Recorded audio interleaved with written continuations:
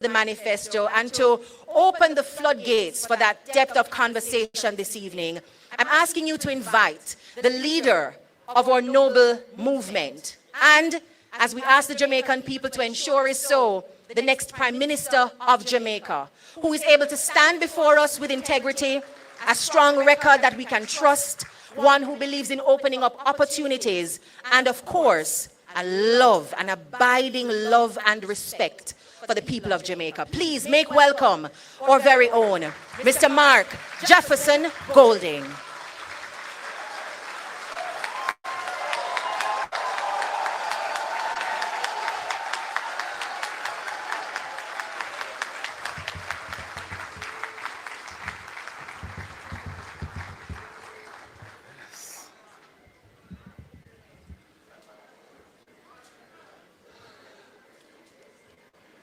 Ladies and gentlemen, comrades and friends,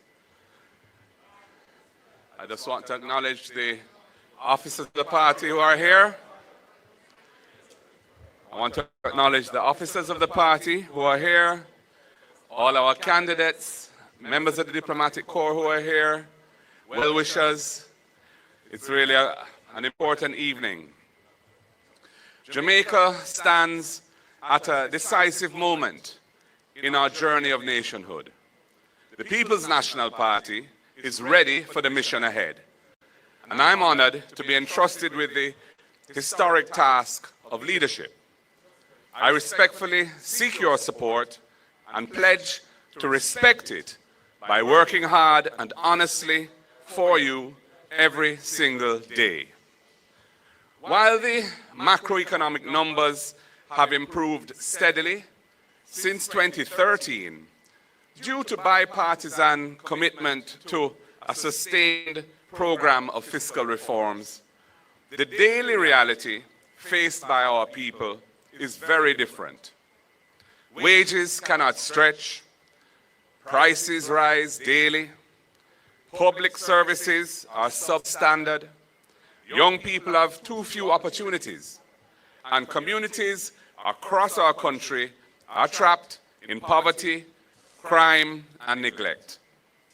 Stability in the public finances without quality of life for the people is not prosperity, and is why the people of Jamaica are clamoring for change. We understand both the progress and the pain because we have walked this road with you. We were the architects of Jamaica's celebrated macroeconomic reforms, from the key elements of the fiscal responsibility framework to the modernization of the revenue system, bringing the nation's debt under control and allowing a regime of inflation targeting to be introduced. Prior to all that, our party initiated the fundamental social reforms that decolonized Jamaican society and created lasting programs like PATH for our most vulnerable, the National Health Fund to support affordable health care, and JADEP for our seniors, which is a drug for the elderly program. We built institutions like the National Housing Trust and the Jamaican Urban Transit Company, and modern infrastructure like the major highways, expanded seaports and airports, and enabled investments in modern telecommunications and the transition to renewable energy through entities like Wigton Wind Farm and the large solar projects that were initiated under our watch. But the benefits of national development have not reached far enough. Interior roads in every parish are in a deplorable condition.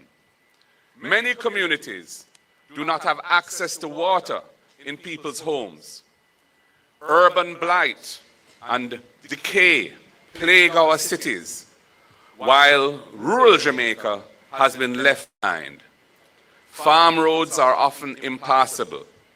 Irrigation is inadequate and outdated, and our farmers lack the tools, machinery, and support systems to produce and to prosper.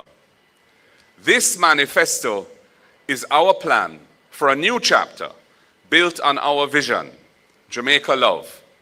It stands on 10 pillars: justice for all, access to quality education, modern infrastructure, agriculture and food security, innovation and industry, care for the vulnerable, accountability in governance, land and housing, opportunity for youth, violence prevention, and environmental resilience.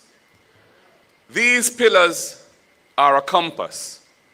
They will guide us to invest in people, close the gaps between uptown and downtown, between tourism zones and rural parishes, between the well-connected few who thrive while the majority feel neglected and dejected. We will protect economic stability and leverage it into inclusive and sustainable growth, creating a new era of opportunities for those who are now excluded from prosperity, while tackling corruption and the abuse of power in governance. Jamaica,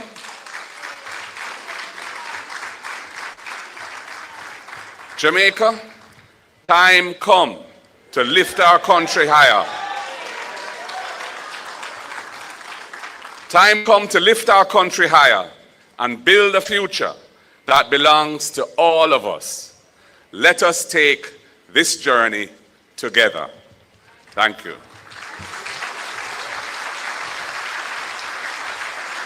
Plenty of people want the leadership and promise to walk with you, but then they walk away.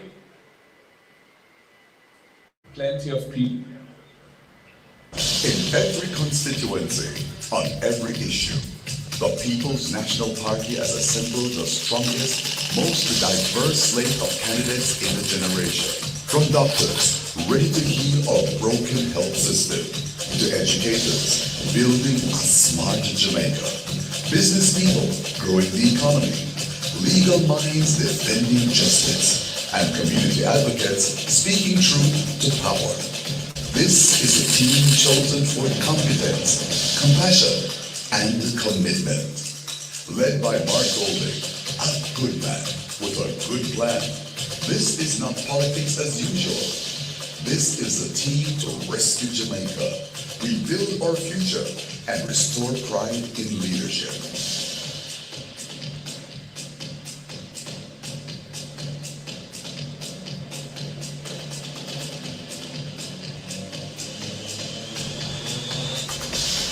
Jamaica, time come. In every constituency, on every issue. Talk the truth. This look and feel like politics as usual?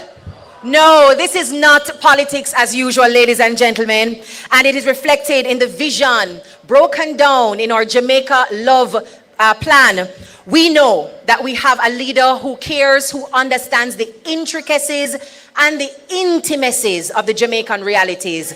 And from his track record as a legislator, we know that he can build the framework to fix it. And as you can see from our slate of stunning candidates, all 63, he can mobilize talent to get the job done for all of Jamaica.